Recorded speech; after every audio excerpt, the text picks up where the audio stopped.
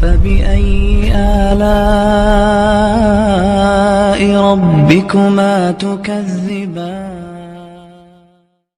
تو اللہ نے قرآن میں فرمایا ان الذین یخشون ربهم بالغیب، اپنے رب کو بغیر دیکھے ڈرو اور جو وہ کہہ رہا ہے کرو ورنہ آخرت میں سزا ملے گی. اور اللہ نے تسلی بھی دی کہ اگر بن دیکھے ڈرے اور میری اطاعت کی تو ایسا نوازوں گا بل یداہ مبسوطتان، اللہ جواد اور کریم ہے، وہ شکور ہے، تھوڑے پر بہت زیادہ دیتا ہے،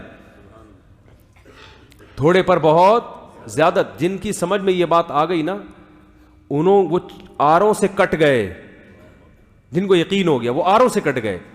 خباب ابن ارت رضی اللہ تعالی عنہ کو آگ کے انگاروں پہ لٹایا جاتا تھا تو ان کے کمر پہ نا کھڈے پڑ گئے تھے. ایک دفعہ رسول اللہ صلی اللہ علیہ وسلم کے پاس آئے، عرض کیا یا رسول اللہ الا تستنصروا لنا، آپ اللہ سے ہمارے لیے مدد کیوں نہیں طلب کرتے؟ ظاہر ہے بیچارے تھک گئے تکلیفوں میں، مدد طلب کریں کہ اللہ کی مدد آئے. آپ کہہ رہے ہیں کہ مدد آئے گی، اسلام کو غلبہ ہوگا اور یہ سب ظلم ختم ہوگا، تو کب آئے گی مدد؟ ہم تو تھک چکے ہیں. آپ صلی اللہ علیہ وسلم نے فرمایا کان ممن کان قبلکم، تم سے پہلی امتوں میں ایسا ہوتا تھا، یؤخذ الرجل، ایک شخص کو لایا جاتا بادشاہ کے دربار میں، فیصرف عن دینہ، اور اس کو مجبور کیا جاتا کہ وہ اپنے دین سے پھر جائے. فیؤتی بالمنشار، وہ دین سے نہیں پھرتا تو آرا لایا جاتا، فیحفر لہ، اور اس کے لیے زمین میں گڑھا کھودا جاتا، اس گڑھے میں اس کو آدھا دفن کر کے مٹی بھر دی جاتی اور پھر آرا اس کے سر پہ چلا دیا جاتا. ولا یصدہ ذلک عن دینی، یہ چیز اس کو اپنے دین سے نہیں روکتی تھی. کٹ جاتا، کوئی بات نہیں، جب اجر کس نے دینا ہے؟ اللہ نے دینا ہے، تو کٹ جاؤ، جتنی محنت ہوگی اجر. دیکھو جب زیادہ کمیشن کا شوق ہوتا ہے نا مزدور کو، وہ نائٹ بھی لگاتا ہے. آپ جب فیکٹری میں کام کرتے ہیں تو اوور ٹائم بھی لگاتے ہیں کہ نہیں لگاتے؟ آپ کو پتہ ہے اوور ٹائم کی تنخواہ کیا ہوگی؟ زیادہ. تو جس کو جنت کا اور اللہ کے وعدوں کا یقین ہوتا ہے وہ بڑی قربانی دینے کے لیے بھی تیار ہو جاتا ہے. وہ کہتا ہے، حالانکہ ایسے موقع پہ اللہ نے کلمہ کفر کہنے کی بھی اجازت دی ہے جان بچانے کے لیے، اوپر سے کلمہ کفر کہہ سکتے ہو، مگر وہ پھر بھی نہیں کہتے تھے کہ بھائی کٹ کے بعد میں بھی تو مرنا ہی ہے نا.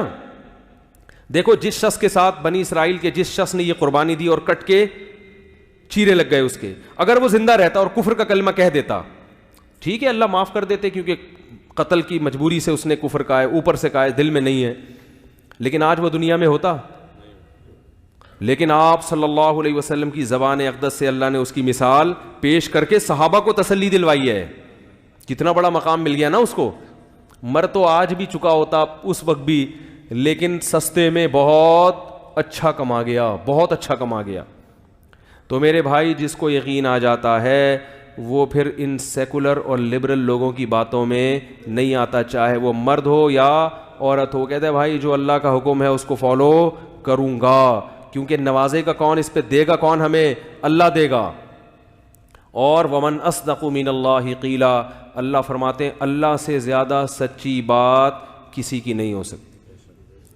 جب اللہ ہے تو اللہ نے باتیں یہی کی ہیں قرآن میں، اس کے علاوہ ہمیں کوئی نہیں بات ملتی کہ اللہ نے کہیں ہم سے بات کی ہو، اسی میں کی ہیں. اور جو اللہ نے باتیں کی ہیں وہ یہی ہیں کہ اللہ سے زیادہ سچی بات کسی کی نہیں ہے، اور متقین اور گناہ کرنے والوں کو ایک جیسا ٹھکانہ نہیں دوں گا.